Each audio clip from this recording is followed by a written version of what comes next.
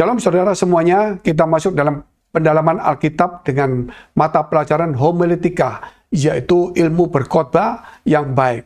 Kita tunduk kepala, kita berdoa terlebih dahulu. Bapa kami yang ada dalam surga, yang kami kenal di dalam nama Tuhan Yesus, memberkati setiap kami. Engkau Tuhan menolong setiap kami, memampukan setiap kami dalam pergumulan masalah. Tuhan, Engkau menghibur, memberikan jalan keluar dan kemenangan. Bahkan yang sakit Tuhan sembuhkan. Dalam pergumulan pelayanan Tuhan memberikan hikmat dan pertolongan. Di dalam nama Yesus, berikan hati pikiran kami supaya kami boleh menangkap pengajaran ini yang sederhana ini supaya bermanfaat dalam hidup kami. Dalam nama Yesus, haleluya. Amin. Kita masuk dalam pelajaran homiletika, yaitu saudara tentang ilmu berkhotbah. Harus punya standar rohani bagi pengkhotbah. Kalau kita lihat satu perusahaan, harus ada SOP, standar operasi prosedur. Di bank juga ada standar operasi prosedur. Jikalau ada sesuatu uang hilang, ataupun apa, mereka akan mengurut dengan standar operasi prosedur. Apakah uang itu masuk sesuai prosedurnya, bagaimana ceritanya kemudian, dan bagaimana itu harus ada standarnya. Di dalam rohani juga ada standarnya. Homiletika harus ada standarnya. Standar ilmu berkhotbah, termasuk pengkhotbahnya sendiri harus punya standar rohani. Jangan sampai orang baru bertobat, jangan sampai orang yang tidak percaya cuma pintar firman, menghafal firman, jangan seperti ahli Taurat orang Farisi, jangan menjadi orang yang cuma bisa teori tapi tidak menjadi teladan. Atau orang yang melayani namun motivasinya bukan menyampaikan firman Allah supaya orang diberkati, namun dia menjual belikan firman Allah itu sendiri. Nah, itu harus ada standarnya. Apakah benar? Tidak. Kita harus melihat standarnya. Itu sesuatu yang salah, tidak boleh kita perbuat hanya gara-gara kita bisa khotbah dengan bagus, menyampaikan dengan bagus, menarik orang dengan bagus, tetapi tidak punya standar nilai-nilai yang benar di hadapan Tuhan. Kita lihat dulu pelajarannya. Apakah homiletika itu? Homiletika itu berasal dari kata bahasa Yunani, yaitu kata benda. Homilia. Homilia artinya ceramah. Ceramah atau perundingan, penguraian, atau berkhotbah atau khotbah. Jadi dari kata benda bahasa Yunani, yaitu homilia, yaitu ceramah, perundingan, penguraian, khotbah. Homiletika berarti ilmu berkhotbah, yaitu berbicara di depan umum untuk menyampaikan kebenaran firman yang berkuasa. Homiletika itu ilmu berkhotbah untuk menyampaikan kebenaran firman. Firman itu bukan satu cerita, namun sesuatu firman yang hidup, yang berkuasa, yang mengubah nasib dan pribadi dan hidup seseorang. Berbeda dengan ilmu pidato. Kalau ilmu pidato itu menyampaikan pesan-kesan saja tujuannya, yaitu untuk supaya sesuai dengan informasi ataupun memberikan satu pandangan tujuan dari satu bangsa ataupun satu kumpulan. Tapi kalau ilmu berkhotbah itu memberikan pandangan dari surga kepada umatnya, supaya memperoleh hidup yang kekal, supaya menjalani hidup ini sesuai dengan standar firman, supaya mereka diberkati, menjadi berkat, dan hidup mereka berdampak, supaya mereka ini menjadi pelayan-pelayan Tuhan yang mewakili Tuhan yang suci, yang kudus, saudara, supaya hidup mereka itu menjadi teladan, menjadi pemimpin rohani atau spiritual yang bisa membuat orang penuh dengan damai, orang tidak berkelahi, orang tidak iri, meninggalkan kejahatan dan segala kebenciannya. Akhirnya orang itu hidupnya itu menjadi sesuatu yang berguna, yaitu menjadi berkat, hidup menjadi contoh yang bagus, orang yang penuh dengan kesalehan, kebaikan, kemurahan hati, rendah hati, sabar, setia, rajin, orang yang ramah, orang yang suka damai, orang yang menghormati orang lain, dan sebagainya. Saudara, jadi disinilah itu ilmu berkhotbah mengajarkan apa yang Tuhan ingin supaya orang itu bisa diberkati, bisa dirubah. Dan ada kekuatan Roh Kudus yang mengubah pribadi seseorang, yang bisa membuat seseorang itu berubah cara berpikirnya, cara hidupnya yang salah, yang jahat, yang tidak sesuai firman, yang penuh dengan dosa, hidup dalam bencana dan kutukan, menjadi hidup yang diberkati Tuhan. Sehingga saudara itu beda dengan ilmu pidato, sehingga punya standar cara menyampaikan khotbah supaya jangan salah, jangan menyimpang dengan tujuan Tuhan. Dan juga punya standar pengkhotbahnya itu rohaninya ada punya standar supaya dia menjadi contoh, bukan satu teori saja. Kita lihat selanjutnya. Contoh dalam perjanjian baru, Lukas 24 ayat 14 dan 15. Dan mereka bercakap-cakap, kata bercakap-cakap itu homileo, tentang segala sesuatu yang telah terjadi. Ketika mereka sedang bercakap-cakap atau homileo dan bertukar pikiran, datanglah Yesus sendiri mendekati mereka, lalu berjalan bersama-sama dengan mereka. Saudara, perjanjian baru itu ditulis di dalam bahasa Yunani. Kalau perjanjian lama itu ditulis teks aslinya dalam bahasa Ibrani. Sehingga kalau kita membaca perjanjian baru, itu ada teks Yunaninya. Bercakap-cakap dari kata bahasa Yunani homileo. Ketika mereka bercakap-cakap, ya, bertukar pikiran tentang kejadian Yesus Kristus, maka saat itu Yesus hadir. Sebagaimana Yesus katakan, jikalau 2-3 orang berkumpul dalam namaku, aku hadir. Kalau kita katakan tentang firman Allah, berbicara tentang kebenaran, tentang Tuhan, maka dia hadir. Kalau kita bicara tentang kejahatan, tentang dosa, tentang perjudian atau hal yang tidak baik, maka disitulah malapetaka bencana setan itu akan mengintai kita. Kita lihat Kisah Rasul 20 ayat 11. Setelah kembali dari ruang atas, Paulus memecah-mecahkan roti lalu makan. Habis makan masih lama lagi ia berbicara. Berbicara tuh homileo sampai fajar menyingsing. Kemudian ia berangkat. Jadi di sini dikatakan bercakap-cakap atau berbicara itu homileo, yaitu sama dengan orang yang berbicara atas nama Tuhan, berbicara tentang firman Tuhan, sharing, membagikan kebenaran firman Allah, bukan berbicara yang enggak-enggak, saudara, bukan berbicara tentang dunia. Karena homiletika itu adalah berbicara tentang ilmu berkhotbah, bukan bicara yang lain, tetapi bicara tentang kebenaran firman. Kita lihat terus. Contoh Petrus berkhotbah di depan banyak orang Israel. Kisah Rasul 2 ayat 14. Maka bangkitlah Petrus berdiri dengan ke-11 Rasul itu. Dan dengan suara nyaring ia berkata kepada mereka, "Hai kamu orang Yahudi, dan kamu semua yang tinggal di Yerusalem, ketahuilah dan camkanlah perkataanku ini." Jadi dia berbicara untuk meyakinkan atas nama Tuhan, untuk supaya diingat, bukan hanya cuma berbicara, menceritakan, menginformasikan, tapi ini mengimpartasikan, yaitu firman Allah, mengimpartasikan kebenaran firman Allah, mengimpartasikan kasih kuasa dan kebenaran firman itu yang tidak bisa ditandingi dengan apapun juga. Mengimpartasikan, saudara, itu penting. Kalau saudara, jangan sampai kita ini menyampaikan tanpa mengimpartasikan. Banyak orang berkhotbah seperti berpidato, hanya cuma menceritakan, lupa untuk mengimpartasikan. Kalau penyanyi, saudara lihat, kalau nyanyi biasa, nyanyi di kamar mandi, nyanyi-nyanyi biasa dengan nyanyi sungguh-sungguh berbeda. Sebab itu khotbah bukan cuma berbicara, bercakap-cakap, menceritakan, namun lebih diarahkan untuk mengimpartasikan. Sehingga Petrus berkata, camkanlah, ketahuilah perkataanku ini. Jadi bukan cerita dengan dirinya, ada sesuatu nilai yang agung, yang besar. Kita lihat terus. Khotbah adalah firman atau Injil yang diberitakan. Roma 10 ayat 8. Tetapi apakah katanya ini?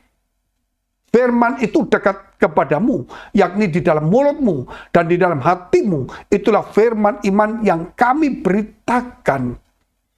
Itu dikatakan bahwa yang dikhotbahkan itu adalah firman, Injil, kebenaran, saudara. Sehingga perkataan kita itu adalah perkataan iman. Banyak orang berkata, saudara, perkataan sia-sia. Padahal apa yang kita katakan itu kita akan makan buahnya. Ketika kita menyampaikan firman, itulah iman kita. Saudara, jangan sampai saudara menyampaikan sesuatu, tapi iman saudara tidak tumbuh. Pengkhotbah itu harus hati-hati sekali. Harus ada firman. Ketika firman diberitakan, menghasilkan iman. Termasuk pengkhotbahnya dapat. Karena firman Allah itu seperti pedang bermata dua. Untuk yang mendengar dan yang berbicara. Sebab itu kita harus bicara tentang kebenaran firman Allah. Roma 10 ayat 9. Sebab jika kamu mengaku dengan mulutmu dan bahwa Yesus adalah Tuhan, dan percaya dalam hatimu bahwa Allah telah membangkitkan dia dari antara orang mati, maka kamu akan diselamatkan. Ini yang paling penting. Bahwa orang itu harus percaya Yesus, hatinya ada Yesus Kristus. Banyak orang percaya, banyak orang memuji Tuhan, tapi hatinya menjauh. Sehingga inilah yang perlu diajarkan tentang Yesus. Pak, kami sudah belajar, sudah percaya Yesus, Pak. Kita harus khotbah yang lain. Tidak. Hati itu harus benar-benar ada Yesus Kristus. Sehingga saudara setiap hari itu firman itu ditaburkan, harus di tanah yang baik di hati kita supaya bertumbuh dan berbuah. Jangan cuma kita sudah percaya cukup, marah kita, hati kita mau berubah, nggak peduli, yang penting percaya. Itu nggak bisa. Sebab apa? Firman Injil yang diberitakan itu akan menghasilkan iman semakin kuat, semakin teguh. Kita lihat terus. 2 Timotius pasal 4 ayat 2. Pengkhotbah adalah pribadi penyampai firman Tuhan. Jadi pengkhotbah itu adalah pribadi untuk menyampaikan firman Allah. Atau orang yang diurapi Tuhan. Atau orang yang diutus oleh Tuhan. 2 Timotius pasal 4 ayat 2. Beritakanlah firman, siap sedialah baik atau tidak baik waktunya. Nyatakanlah apa yang salah, tegurlah dan nasihatilah dengan segala kesabaran dan pengajaran. Berarti menyampaikan firman itu, saudara, itu senantiasa.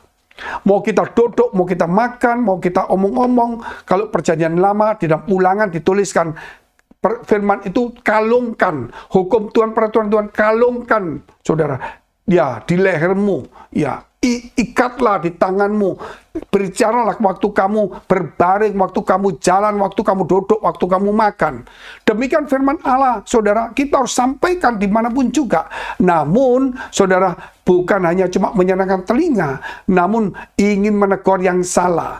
Jadi tegur dengan kasih, dengan kesabaran, dengan pengajaran. Ya, kita harus menasehati, saudara, apa yang salah.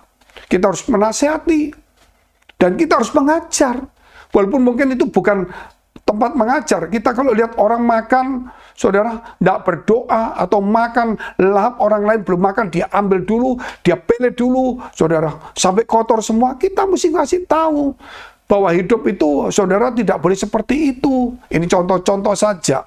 Terus kita kasih firman, taruhlah pisau, ya, di lehermu jikalau nafsu makanmu besar. Dan mungkin juga firman Tuhan berkata, janganlah bertuhankan perut. Atau saudara, berdoalah sebelum kamu melakukan. Itu satu teguran nasihat. Jangan cuma diam saja. 2 Timotius pasal 4 ayat 5. Tetapi kuasailah dirimu dalam segala hal. Sabarlah menderita, lakukan pekerjaan pemberita Injil. Tunaikanlah tugas pelayananmu. Jadi waktu kita sebagai penginjil, pengkhotbah, kita harus sabar. Kita itu memang ada penderitaan. Dilecehkan orang, kadang juga kita nggak dihargain, kadang kita dihargai sampai selangit, saudara. Sehingga kita menjadi jatuh dan sombong. Tapi pertama kita tahu sebagai pengkhotbah, itu yang di awal-awal itu banyak penderitaan. Mesti jalan sendiri, lewati kota, ya kadang-kadang tidak dihiraukan orang, diejek orang kampung, tetangga kita. Saudara, tetap tunaikanlah tugas pelayanan kita untuk beritakan Injil. Injil itu adalah keselamatan, kekuatan Allah. Terus, standar rohani seorang pengkhotbah. Itu perlu seorang pengkhotbah punya standar rohani. Untuk SOP, siapa yang boleh dipilih Tuhan untuk khotbah? Bukan sembarangan orang yang hafal, makanya tidak boleh tunjuk, oh kamu yang khotbah, kamu yang khotbah. Harus dipersiapkan betul-betul tunjuk, enggak.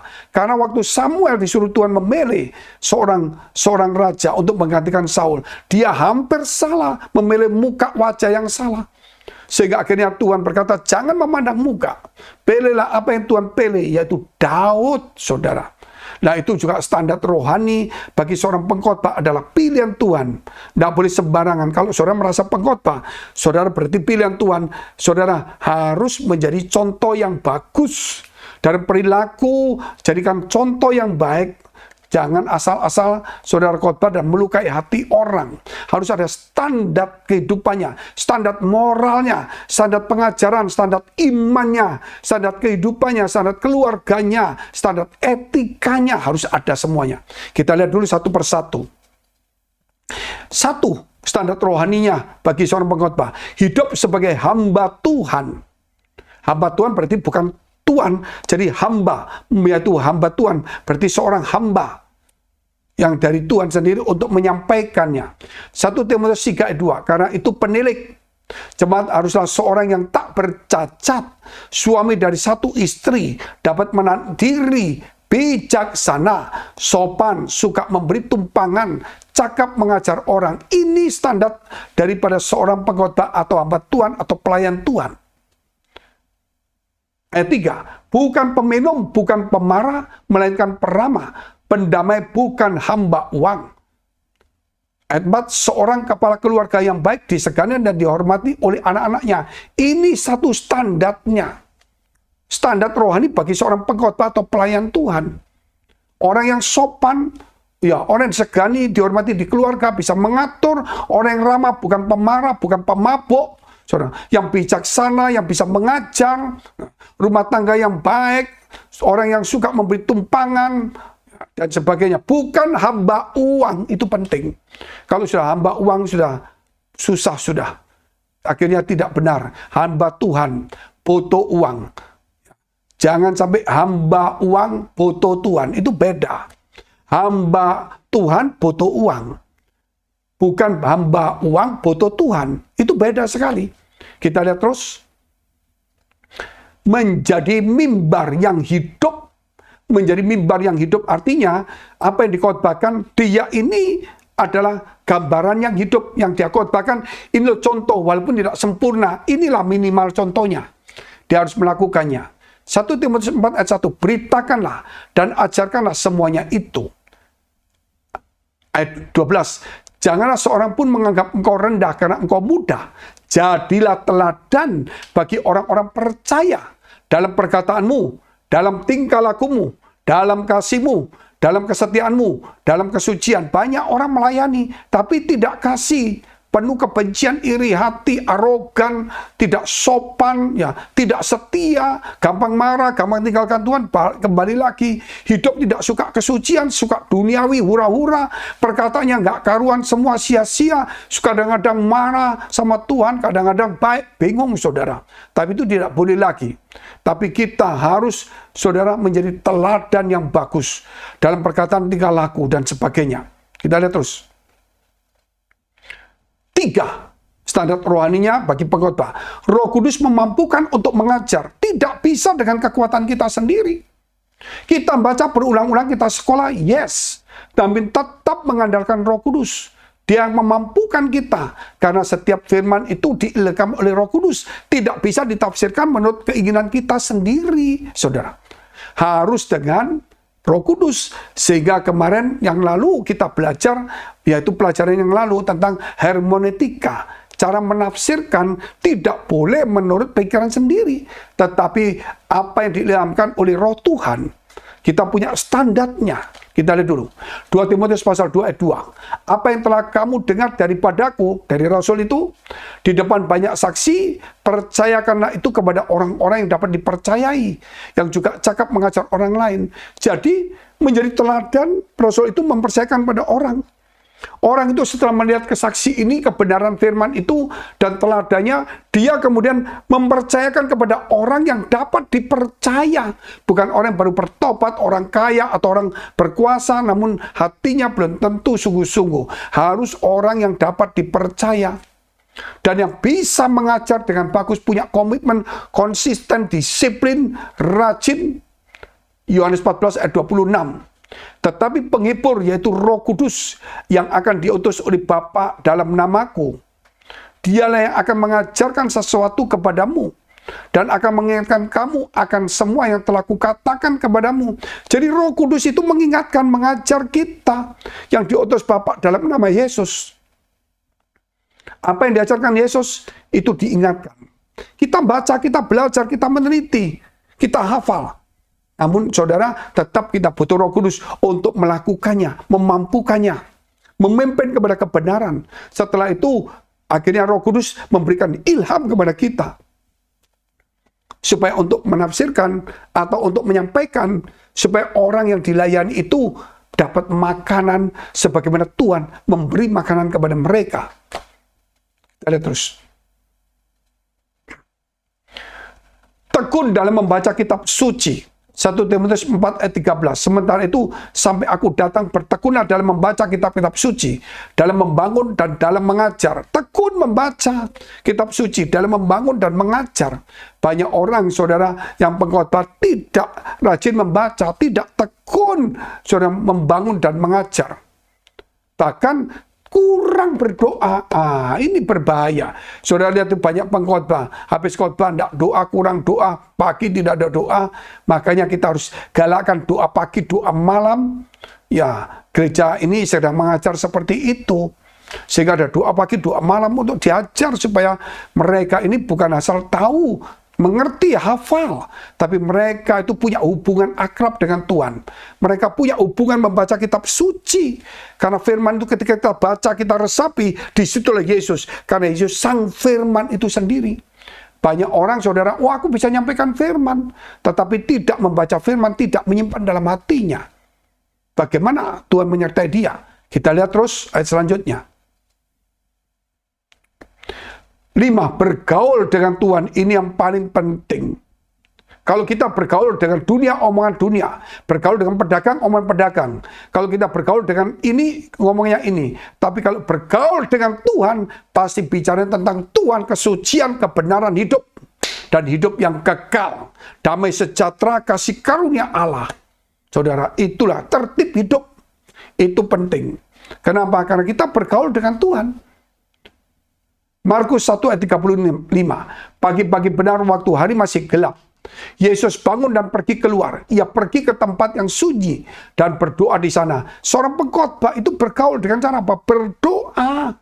Pagi dan malam minimal. Mau makan, mau pergi, itu minimal, saudara. Mau melayani, itu minimal. Sebelum khotbah, itu minimal. Doa semuanya. Jangan sampai pagi malam enggak, cuma waktu khotbah, waktu pergi, itu kurang. Kita punya waktu sendiri seperti Tuhan Yesus. Bergaul dengan Bapaknya, kita bergaul dengan Tuhan. Mau pelayanan enggak pelayanan, mau susah enggak susah, pagi malam. Makan juga kita berdoa. Matius 14 ayat 23. Dan setelah orang banyak itu disuruhnya pulang, Yesus naik ke atas bukit untuk berdoa seorang diri. Ketika hari sudah malam, ia sendirian di situ.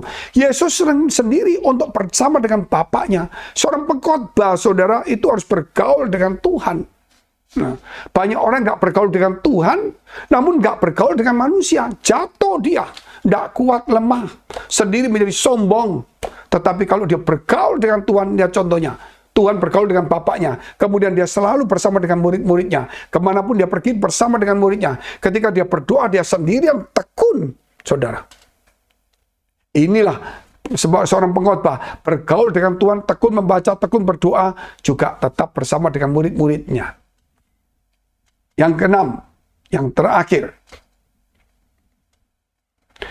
memberitakan nama Yesus bukan diri sendiri, bukan organisasi, bukan sinodenya, bukan pandangannya sendiri, bukan keluarganya, bukan kekurangannya, bukan hartanya, bukan kelebihannya. Banyak orang khotbahnya itu menceritakan diri sendiri, perusahaannya, kekayaannya, yang dia miliki, mobilnya, jabatannya, kekuasaannya dia, teman-temannya dia, saudara, rumahnya, mobilnya.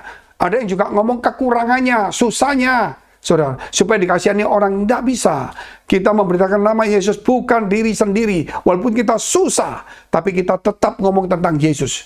Walaupun kita diberkati, kita tetap ngomong Yesus. 2 Korintus 4 ayat 5. Sebab bukan diri kami yang kami beritakan, tetapi Yesus Kristus sebagai Tuhan, dan diri kami sebagai hamba-Mu karena kehendak Yesus. Jadi di sini jelas dikatakan, waktu kita mengajar itu semuanya, ya, jelas saudara, bahwa kita ini menyampaikan berita tentang Tuhan yang sanggup menolong orang, memberikan kehidupan, memberikan damai, memberikan pertolongan, kesembuhan, memberikan hidup yang kekal, juga memberikan hidup yang tertib, hidup yang damai, hidup yang benar, supaya diberkati Tuhan. Dan tentunya juga sebagai seorang pengkhotbah, ya, kita ini tidak boleh memberitakan diri sendiri.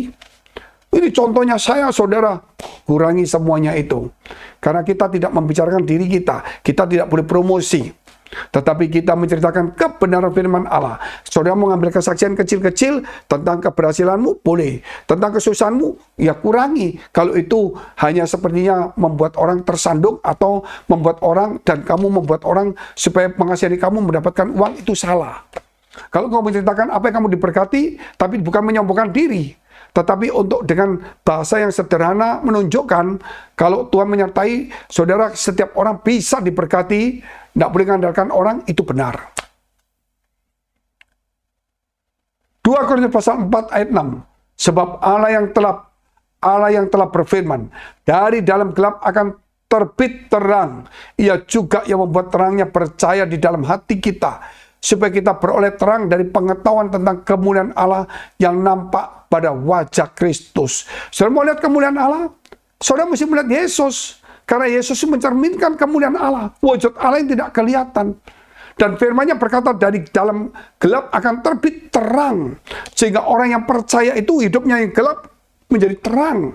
Sehingga dia menjadi terang dunia juga. Terang, ya. Ketika orang hidup dalamnya gelap, masa depannya gelap, hidupnya gelap, persoalannya, ya, kejahatan itu ada, dia berubah menjadi orang yang terang, yang menjadi berkat bagi banyak orang. Bahkan dia bisa menampilkan kemuliaan Tuhan. Kemuliaan Tuhan dalam hidup kita itu perlu, saudara. Makanya seorang pengkhotbah itu benar-benar dia harus tampil bukan prima, bukan ganteng, bukan mewah, bukan mahal, namun dia tampil dengan wibawa Allah, dengan kebenaran, dengan kekuatan kuasa Tuhan, dengan Roh Kudus yang menyertai mereka. Nah, inilah kalau kita mau belajar tentang homiletika. Ingat, homiletika itu ilmu berkhotbah, bukan diri kita, saudara, bukan kemampuan kita, kekuatan Tuhan menyampaikan Injil, dan kita komitmen karena di dalam Injil itulah janji. Kalau kita memberitakan Injil, maka kita tahu, saudara, bahwa kita disampaikan karena Injil, maka kita bawa Injil kepada orang lain. Kita punya beban, kita punya hati yang murni. Jangan cuma hati yang, saudara, yang penuh motivasi. Tidak boleh ada lagi itu. Standar rohani bagi seorang pengkhotbah. Standar rohani untuk apa yang dikhotbahkan. Hermeneutika. Nah, standar rohani tentang khotbah itu sendiri ada semuanya. Mari kita tunduk kepala, kita berdoa. Terima kasih Tuhan, Kau memberkati kami. Sucikan hati pikiran kami di dalam nama Yesus, supaya kami mulai belajar tentang khotbah homiletik ini, Tuhan, supaya kami boleh mengajar, cakap, menjadi teladan di dalam nama Yesus Kristus. Haleluya. Amin. Sampai jumpa di episode yang kedua. Tuhan Yesus memberkati.